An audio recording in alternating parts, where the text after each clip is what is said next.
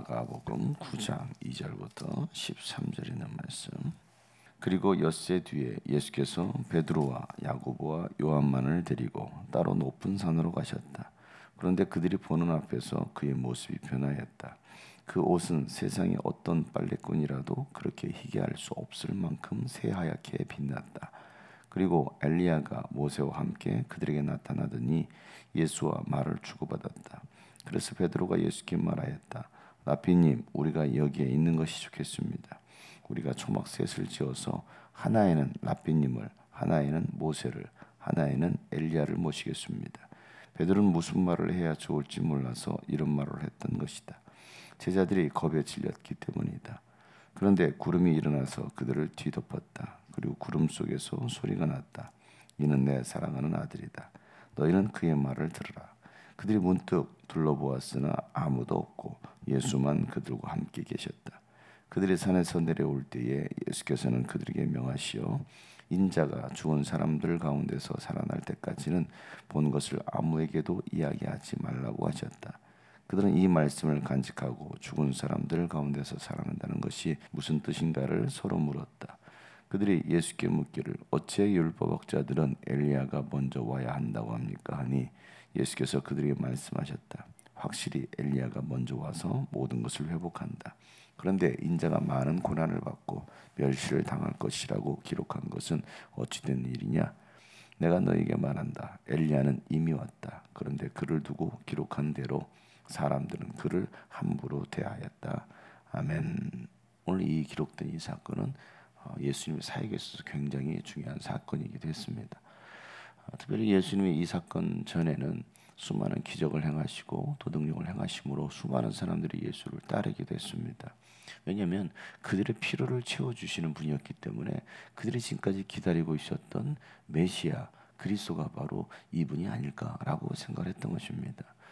이스라엘 백성들이 생각했던 메시아 그리스도는 자신들의 필요를 채워주고 자신들의 왕이 되어주셔서 그들의 고통받는 그 고통에서 자유케 해주기를 그런 왕적인 그런 그리스도를 기대하고 있었기 때문에 많은 사람들이 예수를 따랐습니다. 그런데 예수님은 이제 자신의 신분이 이 사건을 통해서 드러나게 되고 예수님이 그리스도이심이 제자들에게도 밝혀졌고 그래서 예수님의 이 땅에 오심은 세상에서의 임금이 아니라 바로 인간들의 죄를 대신해서 죽어야 할 그리스도이심을 예수님은 분명히 말하고 있습니다.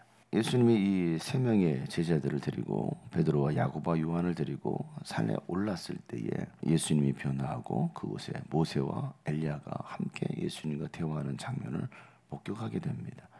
그랬을 때 베드로는 그 장면이 충격이면서도 놀라웠기 때문에 무슨 말을 해야 될지 모르고 여기 있는 것이 우리가 좋으니 초막 셋을 지어서 하나는 예수님을 위하여 하나는 모세와 엘리야를 위해서 지었으면 좋겠습니다 라고 말을 합니다. 모세는 율법을 명시하고 또 이스라엘 백성들을 이끌었던 지도자 중에 지도자였습니다. 엘리야는 지금까지 그들이 오리라 했던 약속했던 그 엘리야가 와서 그들을 아버지께로 인도할 거라고 생각했기 때문에 그들은 이 엘리야 선지자도 굉장히 중요한 선지자라고 여겼고 또 기다리고 있었습니다. 그런데 그 모세와 엘리야가 나타나고 예수님이 계셨기 때문에 베드로는 그곳에 초막 셋을 짓고서 이곳에 영원히 함께 했으면 좋겠습니다 라는 말로 자신이 무슨 말을 하는지도 모르고 그런 말을 했습니다.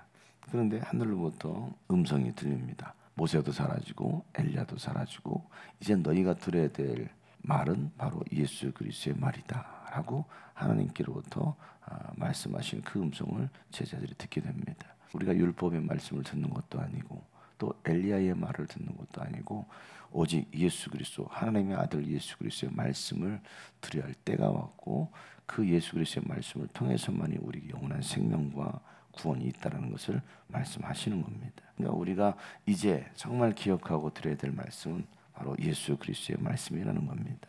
이 사건을 통해서 예수님은 그들에게 말씀하시기를 인자가 죽는 사람들 가운데서 살아날 때까지 너희는 본 것을 아무에게도 말하지 마라 라고 말씀하시면서 인자는 반드시 죽어야 한다라는 겁니다. 예수님께서 이 땅에 오신 이유가 죽기 위해서 이 땅에 왔기 때문에 나는 죽으러 왔지 너희들 앞에서 이런 영광 가운데서 함께 사는 것이 아니다라는 겁니다. 예수님께서 보여주시고 또 말씀하신 영광은 세상에서의 영광이 아니라 바로 십자가 죽음의 영광이라는 겁니다.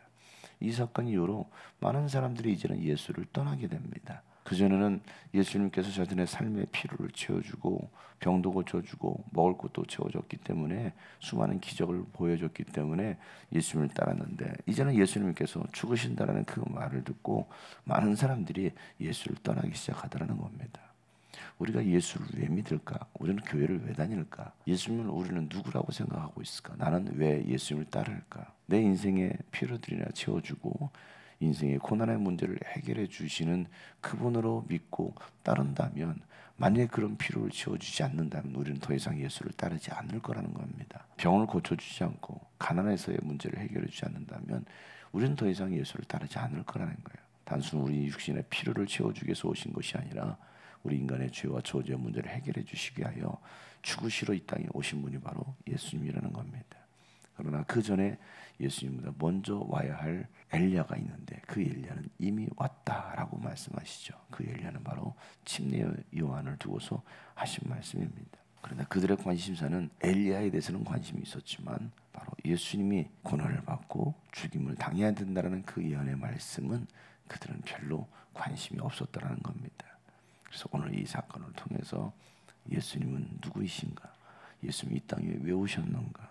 나에게 있어서 예수님은 누구이신가를 다시 한번 기억해 봐야 하고 예수님께서 보여주신 영광은 이제 십자가 죽음의 영광이었음을 우리가 기억하며 예수님의 그 고난의 의미, 예수님의 죽으심의 의미를 기억하고 나도 그 예수님을 따르길 원합니다 라고 고백하는 우리가 되기를 소망합니다.